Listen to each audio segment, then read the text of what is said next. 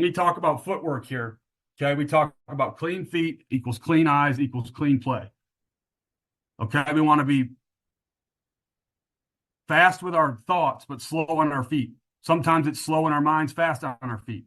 All right, but those are those your feet and your eyes are intertwined and they work together. And a lot of times they lead one another which way you're going. Feet follow your eyes follow your feet. Okay, it starts with a good stance. We all coach linebacker, we all coach football. It starts in an athletic position. You got Z's in your ankles, knees, and hips. And I don't coach resting your hands on your knees.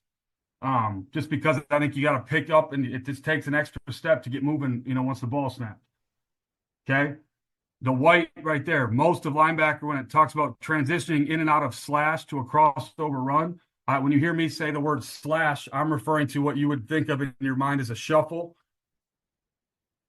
I use the word slash because I think shuffle tends to, you envision a guy, his heels clicking, his feet are in the air at the same time, and all that nonsense that we've all coached is bad for a long time. So I use the word slash. Really, it's just hot feet. Think of like a 2x4 between my 2 feet. So I should have distance between them the whole time, about shoulder width apart. And it's hot feet, man. It's like I'm popping my feet. I want cleats in the turf as much as possible. I'm not moving a lot. I'm just like skating. It's like I'm cutting the grass. Okay, so that's when I say slash, that's what I mean. So transitioning in and out of a square slash to a crossover run at a 45, and then being able to stop, create power, left, right, forward, backward, jump. Can I create power when I'm not necessarily ready to?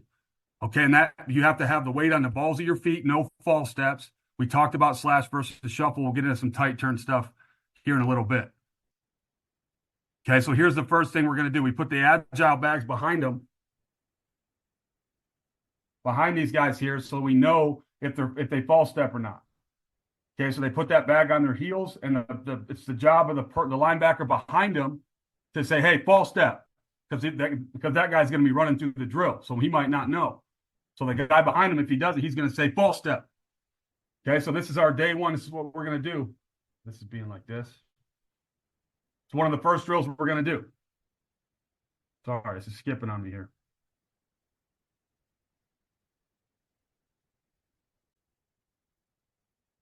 There, it's a little bit better. So then we go wide. Okay, then we're coming straight downhill. So you can see the false step there. That's why we're doing it. That's Jay Nosberry. He's freshman at this point. Okay, then we add this. Now here's some of your slash footwork added into it. Okay, so then that's what a slash looks like. Popping my feet, distance between my 2 heels, and then rolling. So it's in and out of this position. Boom, put my foot in the ground where this is split zone. Obviously, you're not going to do that. I know you're not going to start a play like that, but that's a lot harder to start a play like that than you're going to have to, which is going to be about 1 or 2 of those. So that's why we train doing it about 3 or 4 steps in that low football position. You got to get comfortable living in football position.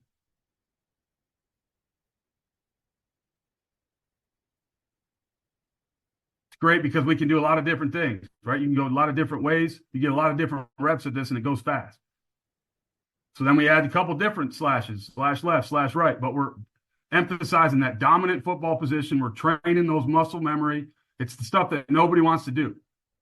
Okay, we can't assume that they have all this muscle memory and know how to, play in a football position. So we train that. Boom, ha, go. Ha, ha, go. I know some of their, yeah, good. Hands off my knee, good.